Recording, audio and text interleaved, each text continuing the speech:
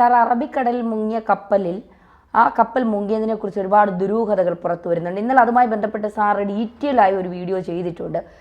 പുതിയതായിട്ട് അത് മുങ്ങിയതാണോ? കാരണം അത് 26 ഡിഗ്രി ചരിഞ്ഞു എന്നൊക്കെ പറയുന്നുണ്ട്. അതിൻ്റെ സാങ്കേതികമായ കാര്യങ്ങൾ എനിക്കറിയില്ല. അതെന്താണ് അതിലെ ദുരൂഹത? അല്ല, നമ്മൾ ഇന്നലെ വീഡിയോ ചെയ്താണ്ട് 3 ലക്ഷത്തിൽ പല ആളുകൾ ഇന്നലെ തന്നെ ആ വീഡിയോ കണ്ടു. കുറേയേറെ ആളുകൾ വന്നിട്ട് നമ്മളെ വല്ലാതെ വിമർശിച്ചു. ഇങ്ങനെ പറയാൻ പാടില്ല, ഇങ്ങനെ പറയാൻ പാടില്ല എന്ന് പറഞ്ഞാൽ ദുരൂഹത, നമുക്ക് തോന്നിയ ദുരൂഹത ഉണ്ടെന്ന് പറയും. ഇപ്പം ഞാനൊരു സംഭവം പറയാം. ഇങ്ങനെ ഒന്നും പറയാൻ പാടില്ലെങ്കിൽ 1979 ജൂൺ 30 ഒരു സംഭവം നടന്നു. 1979 ജൂൺ 30 മാർഗോ തുറമുഖത്ത് നിന്ന് ഒരു കപ്പൽ ജർമ്മനിയിലെ റോസ്റ്റോക്കിലേക്ക് പോയി. 49 മനുഷ്യർ ക്രൂ ആയിട്ടുണ്ടായിരുന്നു. 20,000 ടൺ ഇരുമ്പയിര് അതിനകത്തുണ്ടായിരുന്നു. കേരള ഷിപ്പിംഗ് കമ്പനി എന്ന് പറയുന്ന കേരളത്തിൻ്റെ സ്വന്തം ഷിപ്പിംഗ് കമ്പനിയുടെ കപ്പലായിരുന്ന കൈരളി ആയിരുന്നു അത്. എവിടെ പോയി കൈരളി? 79 ജൂൺ 30 മാർഗോ തുറമുഖത്ത് നിന്ന് പോയ കപ്പലാണ്. ഇതുവരെ എവിടെയാണെന്നറിയാം. എത്ര വർഷമായി? 79, ഇപ്പോൾ 2025, 45 വർഷം കഴിഞ്ഞ് 79, 80, 20, 46 വർഷം അല്ലേ? 46 വർഷം കഴിഞ്ഞിട്ടും ആ കപ്പലിനെ കുറിച്ച് വിവരമില്ല. അപ്പോൾ കൈരളി കാണാതെ പോയത് ദുരൂഹമാണെന്ന് പറഞ്ഞാൽ ഈ പറയുന്ന ആളുകൾ വിമർശിക്കുമോ?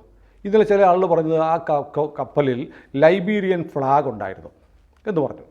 അപ്പോൾ ലൈബീരിയയുടെ കപ്പൽ എന്ന് വെച്ചാൽ ലൈബീരിയയിൽ രജിസ്റ്റർ ചെയ്ത കപ്പൽ ആണല്ലോ. അപ്പോൾ കേരളത്തിൽ രജിസ്റ്റർ ചെയ്ത ഒരു വണ്ടി എന്ന് പറഞ്ഞാൽ കേരളത്തിലെ വണ്ടി എന്ന് പറയും. അപ്പോൾ ചിലരൊക്കെ വന്നിട്ട് താഴെ പറയും ലൈബീരിയ എന്ന് പറയുന്ന രാജ്യം ഈ കപ്പലുകളുടെ വാഹനങ്ങൾ രജിസ്റ്റർ ചെയ്യുന്ന പോലെ ലൈബീരിയയിൽ രജിസ്റ്റർ ചെയ്യാം. ലൈബീരിയയിലാണ് ഏറ്റവും കൂടുതൽ അതിന് രജിസ്ട്രേഷൻ ഫീസും ലൈസൻസ് ഫീ കുറവ്. അവിടെ നിന്ന് ലൈസൻസ് എടുക്കും. ലോകത്ത് ഏറ്റവും കൂടുതൽ ലൈസൻസുകൾ കൊടുക്കുന്ന ഒരു രാജ്യം ലൈബീരിയയാണ്. കാരണം അവിടെ റേറ്റ് കുറവാണ്, അതുകൊണ്ട് അവിടെ എടുക്കുന്നതാണ്. അതുകൊണ്ട് അവരുടെ ഫ്ലാഗ് ഉണ്ട് എന്ന് വെച്ച് അവരുടെ കപ്പൽ ആവണമെന്നില്ല. MSC എന്ന് പറയുന്ന ഒരു കമ്പനിയുടെ കപ്പലാണ് എന്ന് പറയുന്നു. അപ്പോൾ ഈ മറൈൻ മേഖലയിൽ പ്രവർത്തിക്കുന്ന മറൈൻ ഷിപ്പിലൊക്കെ പോകുന്ന ആളുകൾ എന്ന് പറയുന്ന കുറേ ആളുകൾ കമൻറ്റ് ചെയ്തിട്ടുണ്ട്. അവർ പറയുന്നതൊക്കെ നമ്മൾ മുഖവിലേക്ക് എടുക്കുന്നു. അവിടെ പോലും ഒരു പ്രശ്നമുണ്ട്. MSC എന്ന് പറയുന്ന കമ്പനിയിൽ ജോലി ചെയ്തിട്ടുണ്ട് എന്ന് പറയുന്ന 2-3 പേരുടെ കമൻറ്റുകൾ ഞാൻ കണ്ടു. അതിൽ ഒരാൾ പറയുന്നത് ഇറ്റാലിയൻ കപ്പലാണെന്ന് പറയുന്നു, വേറൊരാൾ പറയുന്നത് തുർക്കിയിലാണ് ഈ കമ്പനി എന്ന് പറയുന്നു, വേറൊരാൾ പറയുന്നത് ഇതിൻ്റെ ഹെഡ്ക്വാർട്ടേഴ്സ് സ്വിറ്റ്സർലൻഡിലാണെന്ന് പറയുന്നു. അപ്പോൾ ഈ മറൈൻ എഞ്ചിനീയറിംഗ് മേഖലയിൽ ജോലി എടുക്കുന്നു എന്ന് അവകാശപ്പെടുന്ന ചില ആളുകൾ പോലും താഴെ വന്ന് ചെയ്ത കമൻറ്റുകളിൽ MSC എന്ന് പറയുന്ന കമ്പനി സ്വിറ്റ്സർലൻഡാണെന്ന് പറയുന്നുണ്ട്, തുർക്കിയാണെന്ന് പറയുന്നുണ്ട്, ഇറ്റലിയാണെന്ന് പറയുന്നുണ്ട്. അപ്പോൾ അവിടെ ജോലി ചെയ്തെന്ന് അവകാശപ്പെടുന്ന ആളുകൾ പോലും പറയുന്ന പേരുകൾ വേറെയാണ്. അപ്പോൾ സ്വാഭാവികമായ ഒരു കൺഫ്യൂഷൻ വരുമല്ലോ. അപ്പോൾ നമ്മൾ പറഞ്ഞത് ലൈബീരിയ എന്ന് പറയുന്ന രാജ്യത്തെ ഫ്ലാഗ് ഉണ്ടായിരുന്നു, അതുകൊണ്ട് ലൈബീരിയയിൽ രജിസ്റ്റർ ചെയ്ത കപ്പലാണ് ലൈബീരിയൻ കപ്പൽ എന്ന് സാങ്കേതികമായി പറഞ്ഞാൽ പെശമുണ്ടോ എന്ന് എനിക്കറിയില്ല. അവിടെ നിന്ന് രജിസ്റ്റർ ചെയ്ത കപ്പൽ, ഇപ്പോൾ ഇന്ത്യയിൽ രജിസ്റ്റർ ചെയ്ത ഒരു കപ്പൽ ഇന്ത്യൻ രജിസ്റ്റേർഡ് കപ്പലാണ്. നമ്മൾ സ്വാഭാവികമായും ഇന്ത്യയുടെ കപ്പലെന്ന് ധരിക്കും. ഓണർഷിപ്പ് വേറെ ആണെങ്കിലും രജിസ്റ്റർ ചെയ്തിരിക്കുന്ന രാജ്യം ഇന്ത്യ എന്ന് പറയുന്നത് ലൈബീരിയയാണ്. പിന്നെ നമ്മൾ പറഞ്ഞത് ലൈബീരിയ എന്ന് പറയുന്ന രാജ്യത്തിൻ്റെ ചില സവിശേഷതകളൊക്കെയാണ് നമ്മൾ പറഞ്ഞു പോയത്. പിന്നെ ഈ കപ്പൽ മുങ്ങിയതിൽ ദുരൂഹതയുണ്ടോ എന്ന് ചോദിച്ചാൽ ദുരൂഹത ഇല്ല എന്നങ്ങനെ പറയാൻ പറ്റും. നമ്മൾ സംശയിക്കേണ്ടേ ദുരൂഹത? കാരണം ഞാൻ 1-2 കാര്യങ്ങൾ, ഞാൻ ഈ സോഷ്യൽ മീഡിയ ആക്ടിവിസ്റ്റായ ഷിബി PK HR കൺസൾട്ടൻ്റൊക്കെയാണ്. ഒരുപാട് മേഖലയിൽ ഇത്തരം മേഖലയിലൊക്കെ പ്രവർത്തിക്കുന്ന ആളാണ് ഷിബി PK. ഷിബി എഴുതിയിരിക്കുന്ന 1-2 കാര്യങ്ങൾ, ഒന്ന് എൻ്റെ സംശയങ്ങളെന്ന് പറഞ്ഞ് പുള്ളിക്കാർ ഒരു പോസ്റ്റ് ഇട്ടിട്ടുണ്ട്. ആ പോസ്റ്റ് ഞാൻ എന്താണ് കണ്ടത്, അതിൽ മുഴുവൻ ഞാൻ വായിക്കുന്നില്ല. ഒന്ന്, ഏറ്റവും പ്രധാനപ്പെട്ട ഒരു കാര്യം അതിൻ്റെ അവസാന ഭാഗത്ത് പറയുന്നത് സതേൺ നേവൽ കമാൻഡിൻ്റെ വെളിപ്പാടകലെയാണ് ഈ കപ്പൽ മുങ്ങിയത്. തർക്കമില്ലല്ലോ. കടലിലെ ഉയർന്ന പ്രഷർ കൊണ്ട് മുങ്ങിയ കപ്പലിൽ കിടക്കുന്ന 500 കണ്ടെയ്നറുകൾ പൊട്ടിത്തെറിച്ചാൽ എന്തൊക്കെ നാശനഷ്ടങ്ങൾ ഉണ്ടാവാം? സുനാമി ഉണ്ടാകുന്നത് പോലെയുള്ള വലിയ തിരമാലകൾ ഉണ്ടാകാമോ? കാരണം ഇതിനകത്ത് കാൽസ്യം കാർബൈഡ് പോലെയുള്ള വസ്തുക്കൾ നിറച്ച 12 കണ്ടെയ്നറുകളുണ്ടെന്ന് ഔദ്യോഗികമായിട്ട് വന്നിട്ടുണ്ട്. കാൽസ്യം കാർബൈഡ് എനിക്ക് തോന്നുന്നു ജലവുമായി മറ്റൊക്കെ ചേർന്നാൽ തീ പിടിക്കുന്ന സാധനമാണ് കാൽസ്യം കാർബൈഡ്.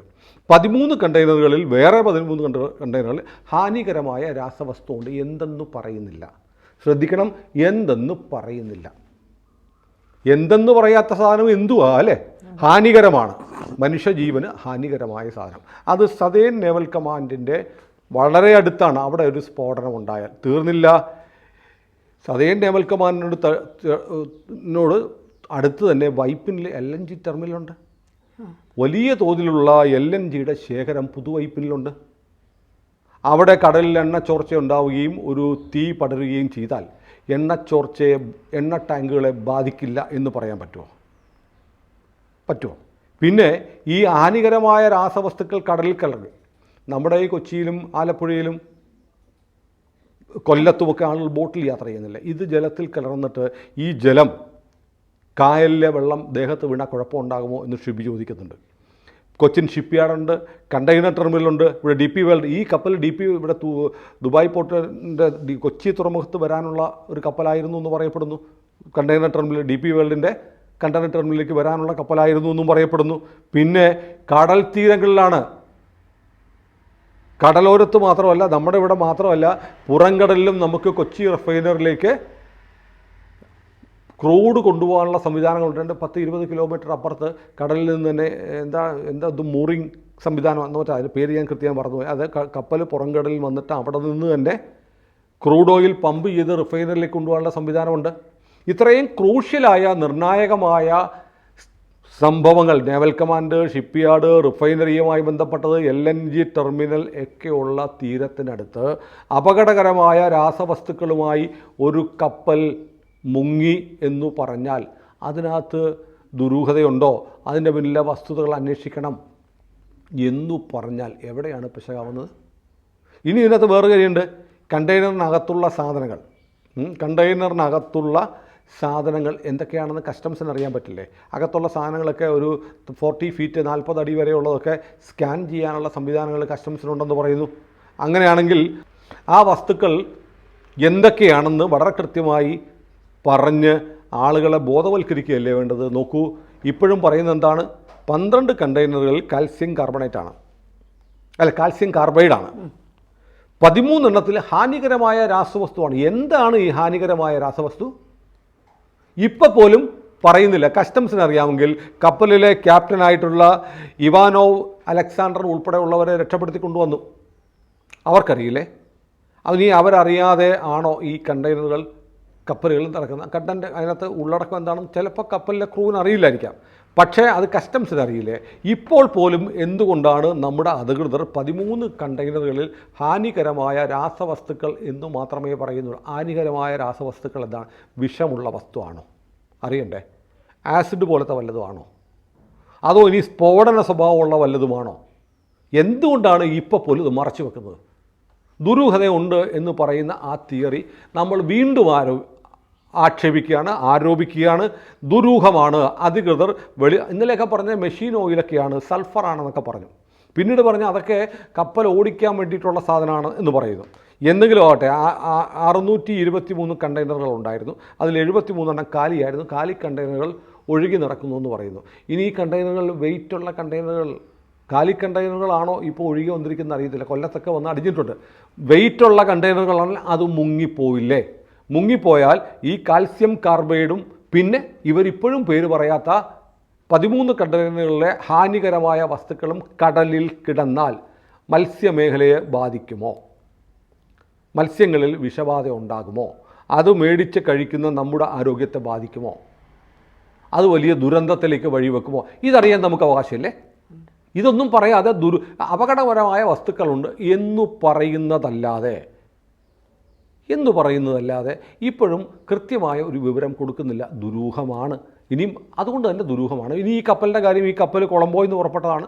തൂത്തുക്കുടി പോയി, അവിടുന്ന് വിഴിഞ്ഞത്ത് വന്നു, വിഴിഞ്ഞത്ത് കൊച്ചി വരും, പിന്നെ കൊളംബോയിൽ പോകും എന്നാണ് പറയുന്നത്. ശരി, അത് ഇതിനു മുമ്പും വന്നുകൊണ്ടിരുന്ന കപ്പലാണ്, അതുകൊണ്ട് നിങ്ങളിങ്ങനെ പറയാമോ? ഇതിനു മുമ്പ് വന്നിട്ടൊന്നും ഈ കപ്പൽ മുങ്ങിയിട്ടില്ലല്ലോ.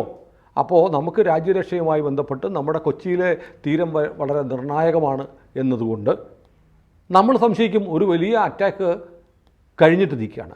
അപ്പോൾ സ്വാഭാവികമായും നമുക്ക് സംശയങ്ങൾ, എങ്ങനെ ഇതുവരെ പലതവണ ഇങ്ങനെ വന്നുപോയ കപ്പൽ ഇപ്പോൾ മാത്രം എങ്ങനെയാണ് മുങ്ങിയത്? ഇതേപോലെ കണ്ടെയ്നറുകളായിട്ട് വന്നിട്ടുണ്ടല്ലോ. അപ്പം മുങ്ങാത്ത കപ്പൽ ഇപ്പോൾ മുങ്ങിയത് എന്തുകൊണ്ട്? ഇനി അന്ന് ഈ പറയുന്നത് പോലെ വലിയ കടൽക്ഷോഭമോ വലിയ തിരമാലകളോ വലിയ സുനാമിയോ അങ്ങനെ എന്തെങ്കിലും പ്രതിഭാസമുള്ളതായി റിപ്പോർട്ട് ചെയ്യപ്പെട്ടിട്ടില്ല.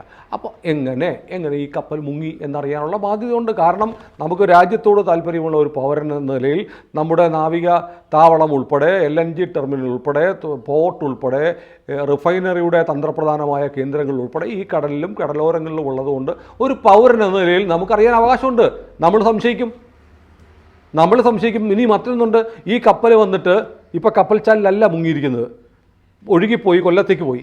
ഇനി ആ കപ്പൽ മുങ്ങിയത് കപ്പൽ ചാലിലേക്കാണെന്നിരിക്കട്ടെ. കപ്പൽ ചാലിലാണെങ്കിൽ, അല്ലെങ്കിൽ കപ്പൽ ഒഴുകി കപ്പൽ ചാലിലേക്ക് വന്നിരുന്നെങ്കിൽ നമ്മുടെ തുറമുഖത്തു നിന്നുള്ള കപ്പലുകൾക്ക് പുറത്തേക്ക് പോകാനുള്ള വഴി അടയും, അല്ലേ? വഴി അടഞ്ഞു പോകുമായിരുന്നു. വാണിജ്യ കപ്പലുകൾക്ക് മാത്രമല്ല, ഇപ്പോൾ INS വിക്രമാദിത്യ റീഫിറ്റ് കഴിഞ്ഞ് ഇവിടെ കിടപ്പുണ്ട്, നമ്മുടെ വിമാനവാഹിനി. അതുൾപ്പെടെ ഇന്ത്യൻ നേവിയുടെ, ഇന്ത്യൻ കോസ്റ്റ് ഗാർഡിൻ്റെ കപ്പലുകൾക്ക് പുറത്തേക്ക് പോകാനുള്ള വഴി അടഞ്ഞ് കപ്പൽ ചാലിൽ ഈ കപ്പൽ ഒഴുകി വന്ന് വീണിരുന്നെങ്കിലോ, വീണില്ലല്ലോ എന്ന് വേണേൽ പറയാം, വീണിരുന്നെങ്കിലോ എന്ന ചോദ്യമുണ്ട്. അപ്പോൾ സുരക്ഷാ പ്രശ്നങ്ങളുണ്ട്, തീർച്ചയായും സുരക്ഷാ പ്രശ്നങ്ങളുണ്ട്. ഇത്തരം കാര്യങ്ങളെല്ലാം മുന്നിൽ കണ്ടുകൊണ്ടാണ് ഇപ്പോൾ നമുക്ക് മാരിടൈം ലോ അറിഞ്ഞുകൂടാത്തതുകൊണ്ടാണ് എന്ന് പറയുന്നത്. ഞങ്ങൾ മാരിടൈം ലോ എന്ന് അറിയാൻ നോക്കിയിട്ടല്ല പറയുന്നത്. നമ്മുടെ രാജ്യത്തിൻ്റെ തന്ത്രപ്രധാനമായ കേന്ദ്രങ്ങളും ഈ നമ്മുടെ യുദ്ധക്കപ്പലുകൾക്ക് പുറത്തേക്കുള്ള വഴിയുമായ കപ്പൽ ചാലിന് സമീപത്തേക്ക് ഇത് ഒഴുകി വന്നാൽ, ഇത് 4 കണ്ടെയ്നർ ഒഴുകി വന്നു വീണാൽ പോരെ? കപ്പൽ ചാലിലേക്ക് ഈ മുങ്ങിപ്പോയ കണ്ടെയ്നറുകൾ ഒഴുകി വന്നാൽ എന്ത് ചെയ്യും? അടിയൊഴുക്കിൽപ്പെട്ട് ഇങ്ങോട്ടാണ് വരുന്നത്, ഇങ്ങോട്ട് വരില്ലായിരിക്കാം. അതും പറയുന്നത് വേറെ അണ്ടർ കറണ്ട് വേറെ ആയതുകൊണ്ട് വേറെ സ്ഥലത്തേക്ക് പോകും. നിങ്ങൾ വിഡിത്തം പറയും. നമ്മൾ വിഡിത്തമൊന്നുമല്ല, ഞങ്ങൾ ഒരു സാധാരണ പൗരനുണ്ടാവുന്ന സംശയങ്ങൾ ഞങ്ങൾ ചോദിക്കുകയാണ്. ഇനി നേരത്തെ പറഞ്ഞ വലിയ ആരോഗ്യ പ്രശ്നം ഇനി പൗരന്മാർക്കുണ്ടാവണം. നിങ്ങൾ പറയുന്ന അപകടകരമായ ഹാനികരമായ വസ്തുക്കളടങ്ങിയ കണ്ടെയ്നറുകളാണ് കടലിൽ മുങ്ങിയെങ്കിൽ എണ്ണ, എഞ്ചിൻ ഓയിൽ ഉൾപ്പെടെയുള്ള, അത് കപ്പലിനൊക്കെ ഉപയോഗിക്കുന്ന സാധാരണ എഞ്ചിൻ ഓയിലൊന്നുമല്ല, അത്തരം എഞ്ചിൻ ഓയിലുകൾ എന്നിട്ട് അത് കഴിക്കുന്ന മത്സ്യസമ്പത്തിന് എന്ത് പറ്റും? ആ മത്സ്യസമ്പത്തിനെ നമ്മൾ വാങ്ങി കഴിച്ചാൽ ഞങ്ങൾക്ക് എന്ത് പറ്റും? ഇതിൻ്റെ ആരോഗ്യ പ്രശ്നങ്ങൾ ആരെങ്കിലും പറയുന്നുണ്ടോ? ആരും പറയുന്നില്ല. ഇപ്പോഴും ഞാൻ പറയുന്നു, അപകടകരമായ ഹാനികരമായ രാസവസ്തുക്കളുള്ള 13 കണ്ടെയ്നറുകൾ ഉണ്ട് എന്ന് മാത്രം പറഞ്ഞാൽ പോരാ. അത് പുറത്തു പറയാൻ ഈ കപ്പലിൻ്റെ ആളുകൾക്ക്, കോസ്റ്റ് ഗാർഡിന്, കസ്റ്റംസിന്, സംസ്ഥാന സർക്കാരിന്, ആരോഗ്യ വകുപ്പിന് എല്ലാവർക്കും ബാധ്യതയുണ്ട്. ആരും പറയുന്നില്ല എന്താണ് ഹാനികരമായ വസ്തുക്കൾ. ഇത് നമ്മൾ അറിയണ്ടേ? ഇത് തീർച്ചയായും നമ്മൾ അറിയണം. ഇത് ഇനി വേറൊരു കാര്യമുണ്ട്. ഈ കപ്പൽ പൂർണ്ണമായും മുങ്ങിയത് ഇന്നലെ രാവിലെയാണ്, അല്ലേ? ഇന്നലെ രാവിലെയാണ് ഇത് മുങ്ങിയിട്ട് തോട്ടപ്പള്ളി സ്പിൽവേക്ക് സമീപത്ത് ഇന്നലെ രാവിലെ ഈ കപ്പൽ ഒഴുകിയെത്തിയെന്നാണ് പറയുന്നത്. ആലപ്പുഴയിൽ നിന്ന് 27 കിലോമീറ്റർ അപ്പുറത്തേക്ക്. കൊല്ലത്താണ് കണ്ടെയ്നർ വന്നടിച്ചത്. അപ്പോൾ തോട്ടപ്പള്ളി സ്പിൽവേക്ക് അടുത്ത് വന്നെടുത്തു എന്ന് പറഞ്ഞാലും വലിയ ഒഴുകിയെത്തി. കപ്പൽ പൂർണ്ണമായും, കപ്പൽ ചെരിഞ്ഞതിന് ശേഷം ആ കപ്പൽ ഏതാണ്ട് 20 മണിക്കൂർ എടുത്തിട്ടാണ് പൂർണ്ണമായും മുങ്ങിയത്. അപ്പോൾ ഒരു പ്രധാനപ്പെട്ട സംശയമുണ്ട്. ഈ കണ്ടെയ്നറുകൾ, നമ്മൾ തടിയൊക്കെ കൊണ്ടുപോകുന്ന ലോറിയില്ലേ, തടിയൊക്കെ അടുക്കി വെച്ചിട്ട് വലിയ വടം ഇട്ട് കെട്ടും. ഈ കപ്പൽ കണ്ടെയ്നറുകൾ വെക്കുമ്പോൾ കെട്ടിയൊന്നും വെക്കാൻ പറ്റും. അതിൻ്റെ ഒരു ലോക്ക് സിസ്റ്റം ഉണ്ടാവും. ഈ ലോക്ക് സിസ്റ്റം എങ്ങനെയാണ് ഇൻടാക്റ്റായി ഇളകിപ്പോയത്? ഇൻടാക്റ്റായിട്ട് നിൽക്കേണ്ട ഈ സാധനം എങ്ങനെയാണ് ഇളകിപ്പോയത്? കപ്പൽ വല്ലാതെ ആടി ഒളിഞ്ഞതുകൊണ്ടായിരിക്കും. 26 ഡിഗ്രി കപ്പൽ ചെരിഞ്ഞതുകൊണ്ട് സംഭവിച്ചാണെന്ന് പറയുന്നു. പക്ഷേ കപ്പലിനകത്ത് വെയിറ്റ് മാനേജ് ചെയ്യാനായിട്ട് അതിനകത്ത് അതിൻ്റെ ഹള്ളെന്നാണെന്ന് തോന്നുന്നു ടെക്നിക്കൽ. തെറ്റുണ്ടെങ്കിൽ സാങ്കേതിക വൈദഗ്ധ്യമുള്ളവർ കാണുന്നുണ്ട്. നമ്മൾ ലേമനാണ്, സാധാരണക്കാരാണ്. നമ്മൾ സാധാരണക്കാരുടെ ബുദ്ധിയിലുള്ള സംശയങ്ങളാണ്, സാധാരണക്കാരുടെ ഭാഷയിലാണ് നമ്മൾ സംസാരിക്കുന്നത്. അങ്ങനെ ഉണ്ടെങ്കിൽ അതിനകത്ത് കടൽ വെള്ളം കൂടെ നിറച്ചിട്ടാണ് ഇതിൻ്റെ ബാലൻസ് ശരിയാക്കുന്നതെന്ന് പറയുന്നുണ്ട്. അപ്പോൾ അങ്ങനെയുള്ള ഒരു പ്രക്രിയ ഇത്തവണ നടന്നില്ലേ? കാരണം കാലി കണ്ടെയ്നറുകൾ 73 കാലി കണ്ടെയ്നറുകളുണ്ടായിരുന്നു. ഒരു സ്ഥലത്ത് കാലി കണ്ടെയ്നറുകൾ വന്നു, ഇപ്പുറത്ത് ലോഡുള്ള കണ്ടെയ്നർ വന്നു. അപ്പോൾ ബാലൻസ് തെറ്റിയിട്ടുണ്ടോ? ഈ ബാലൻസ് തെറ്റിയിട്ടുണ്ടെങ്കിൽ ഇത് കൊളംബോയിൽ നിന്ന് തൂത്തുക്കുടിയിൽ വന്ന്, തൂത്തുക്കുടിയിൽ നിന്ന് വിഴിഞ്ഞത്ത് നിന്ന് കൊച്ചിയിലേക്ക് വരുമ്പോഴാണല്ലോ ഈ ബാലൻസ് തെറ്റിയത്. അപ്പോൾ വിഴിഞ്ഞത്ത് ഈ കണ്ടെയ്നർ എത്തിയതിന് ശേഷം അതിൻ്റെ സന്തുലിതാവസ്ഥയിൽ മാറ്റം വരുന്ന തരത്തിൽ ഒരു വീഴ്ച ഉണ്ടായിട്ടുണ്ടോ? ആ വീഴ്ച അറിഞ്ഞുകൊണ്ടാണോ അറിയാതെ വന്നതാണോ? അറിയണ്ടേ? ദുരൂഹമാണ്. ഈ കപ്പൽ കൊളംബോയിൽ നിന്ന് പുറപ്പെട്ട് തൂത്തുക്കുടി പോയി വിഴിഞ്ഞത്ത് നിന്ന് കൊച്ചിയിൽ നിന്ന് വരുമ്പോഴാണ് ഈ പ്രശ്നം ഉണ്ടാകുന്നത്. അതിനു മുമ്പ് എന്തുകൊണ്ട് സംഭവിച്ചില്ല? അപ്പോൾ വിഴിഞ്ഞത്തെത്തിയതിനു ശേഷം ഇങ്ങോട്ട് പോരുമ്പോൾ എന്തോ സംഭവിച്ചിട്ടുണ്ട്. അതുകൊണ്ടാണ് കപ്പൽ മുങ്ങിയത്. അപ്പോൾ വിഴിഞ്ഞത്തുനിന്ന് എവിടുന്ന് പുറപ്പെട്ടു? വിഴിഞ്ഞം, സിംഗപ്പൂരും ദുബായിയും അടക്കമുള്ള, ശ്രീലങ്കയിലടക്കമുള്ള വമ്പൻ തുറമുഖങ്ങൾക്ക്, മദർഷിപ്പുകൾക്ക് വരാൻ പറ്റുന്ന വമ്പൻ തുറമുഖങ്ങൾക്ക് ഭീഷണിയായിട്ടാണ് നമ്മൾ വിഴിഞ്ഞം തുടങ്ങിയിരിക്കുന്നത്. അപ്പോൾ വിഴിഞ്ഞത്തുനിന്ന് വന്നൊരു കപ്പൽ മുങ്ങി. അപ്പോൾ വിഴിഞ്ഞത്തെ എന്തോ കുഴപ്പമാണ്, വിഴിഞ്ഞത്തെ ലോഡിങ്ങിൻ്റെയോ ഒക്കെ പ്രശ്നത്തിൻ്റെ ഭാഗമായിട്ട് വന്നതാണ് എന്ന് സ്ഥാപിക്കപ്പെട്ടാൽ വിഴിഞ്ഞത്തിന് ദോഷകരമായിട്ട് വരത്തില്ലേ? അപ്പോൾ വിഴിഞ്ഞത്തെ അന്താരാഷ്ട്ര തലത്തിൽ മോശമാക്കാനുള്ള ശ്രമമാണോ? അന്വേഷിക്കണ്ടേ? അതും ദുരൂഹമാണ്. നമ്മുടെ രാജ്യ താല്പര്യം മുന്നോട്ട് പോകുന്നത്. ഇനി അതിലൊക്കെ ഉപരി ഞാൻ നോക്കുമ്പോൾ ഈ കപ്പലിന് 28 വർഷം പഴക്കമുണ്ട്. ഈ കപ്പൽ ഇനി 28 വർഷം പഴക്കമുള്ള ഈ കപ്പൽ ഇനി അധികകാലം ഉപയോഗിക്കാൻ പറ്റാത്തതായതുകൊണ്ട് ഒരു അപകടത്തിൽപ്പെട്ടങ്ങ് നശിച്ചോട്ടെ എന്ന് ആരെങ്കിലും തീരുമാനിച്ചിട്ടുണ്ടോ? നമുക്കറിയാമല്ലോ, ലാഭത്തിൽ ഒരു തരത്തിലും ലാഭം ഉണ്ടാവത്തില്ല, നഷ്ടത്തിൽ നിന്ന് നഷ്ടത്തിലേക്ക് പോകുന്ന ചില കമ്പനികളൊക്കെ ഉടമസ്ഥർ തന്നെ തീ വെക്കും. എന്തിനാണെന്നറിയോ? ഇൻഷുറൻസ് കിട്ടാൻ വേണ്ടി. ഇനി അങ്ങനെയുള്ള എന്തെങ്കിലും, അങ്ങനെയൊക്കെ ലോകത്ത് നടന്നിട്ടുണ്ട്, കപ്പൽ മുങ്ങിപ്പോയി എന്ന് പറഞ്ഞ് ഇൻഷുറൻസ് ക്ലെയിം ചെയ്തിട്ടുള്ള സംഭവങ്ങൾ, അങ്ങനെ എന്തെങ്കിലും ഉണ്ടോ? ഇതെല്ലാം അറിയണ്ടേ? ഇതെല്ലാം കൂടെ കൂടിച്ചേർത്തിട്ടാണ് നമ്മൾ ദുരൂഹത എന്ന് പറയുന്നത്. ദുരൂഹതയുണ്ട്, തീർച്ചയായും ഉണ്ട്. അത് പറയുന്നതിൻ്റെ പേരിൽ നമുക്ക് വിവരമില്ലാത്തവരാണ് എന്ന് പറയരുത്. കാരണം നമ്മൾ സംസാരിക്കുന്നത്, വീണ്ടും ഞാൻ പറഞ്ഞു, ഈ നാട്ടിലെ സാധാരണക്കാരുടെ ഭാഷയാണ്, സാധാരണക്കാർക്ക് വേണ്ടിയിട്ടാണ്. അവർക്ക് തൃപ്തികരമായ മറുപടി കൊടുക്കാൻ കഴിയണം. കാരണം രാജ്യം വല്ലാത്ത ഒരു പ്രതിസന്ധിയല്ല, ഒരു ഘട്ടത്തിലൂടെ കടന്നു പോവുകയാണ്. ഒരു വലിയ പിന്നെ തുർക്കിയിൽ ഉള്ള കപ്പലാണെന്ന് ചില ആളുകൾ പറഞ്ഞു. തുർക്കിയും ഇന്ത്യയായിട്ട് നല്ല ബന്ധമല്ല, അങ്ങനെയുണ്ട്. അപ്പോൾ ഇതെല്ലാം കൂടെ ചേർന്നിട്ട് ഈ കപ്പൽ മുങ്ങിയതിനെ സംബന്ധിച്ചുള്ള ദുരൂഹത 2ാം ദിവസമല്ല 3ാം ദിവസവും മാറിയിട്ടില്ല. ദുരൂഹത തുടരുകയാണ്. ദുരൂഹത മാറ്റാനുള്ള അന്വേഷണം നടക്കണം. അത് എനിക്ക് തോന്നുന്നു രാജ്യത്തെ കോസ്റ്റ് ഗാർഡും നേവിയും അടക്കമുള്ള സുരക്ഷാ ഏജൻസികൾ അന്വേഷിക്കും. സംസ്ഥാന സർക്കാരിന് ഒരുപാട് പറയാനുണ്ട്. സംസ്ഥാന സർക്കാർ ഈ കണ്ടെയ്നർ വന്ന് അതിനടുത്ത് പോകരുത്, ദൂരെ മാറി നിന്നേ നോക്കാവുള്ളൂ, അങ്ങനെ അയിത്തം പറഞ്ഞിട്ടൊന്നും കാര്യമില്ല. അതിനകത്ത് ഇന്ന വിഷവസ്തുവാണുള്ളത് എന്ന് പറയണം. കൊച്ചി തുറമുഖത്ത് വന്നിട്ടുണ്ടെന്നേ കണ്ടെയ്നർ വെച്ച് നോട്ട് വന്നിട്ടുണ്ട്. ഇതുപോലെ കപ്പലിൽ കൊണ്ടുവന്നതാണ്. പാകിസ്ഥാനിൽ വന്ന കണ്ടെയ്നർ എവിടെ പോയിന്ന് VS അച്യുതാനന്ദൻ, കേരളത്തിലെ മുഖ്യമന്ത്രിയായിരുന്ന VS അച്യുതാനന്ദൻ ചോദിച്ചിട്ടുണ്ട്. ഈ കൊച്ചി തുറമുഖത്ത് നിന്ന് കണ്ടെയ്നറിൽ കൊണ്ടുവന്നിട്ടുള്ള ടാൻസാനിയൻ രക്തചന്ദനം പിടിച്ചിട്ടുണ്ട്. അപ്പോൾ ഇങ്ങളൊക്കെ പറയുന്നത് എല്ലാം അവിടെ കണ്ട് പരിശോധിച്ച് സീല് വെച്ച് ഇവിടെ വന്ന് ഉറപ്പിച്ചിട്ടാ പോകുന്നെങ്കിൽ എങ്ങനെയാണ് സാർ ഇതൊക്കെ ഇവിടെ വന്നിട്ടുള്ളത്? അപ്പോൾ കണ്ടെയ്നർ വഴി വരുന്ന എല്ലാം ട്രാൻസ്പെറൻ്റ് ആണെന്നൊന്നും പറഞ്ഞു വരരുത്.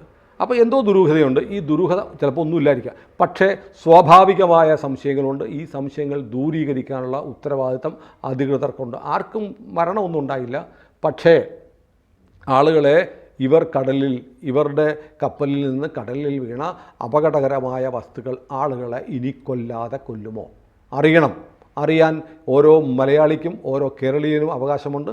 ആ അവകാശമാണ് നമ്മൾ ഏറ്റെടുത്ത് നടത്തുന്നത്. ഇതാണ് മാധ്യമപ്രവർത്തനം. ഈ മാധ്യമപ്രവർത്തനം ആർക്കിഷ്ടപ്പെട്ടില്ലെങ്കിലും നമ്മൾ തുടരും. കൊച്ചിയിൽ ഈ കപ്പൽ മുങ്ങിയതിനെ സംബന്ധിച്ച്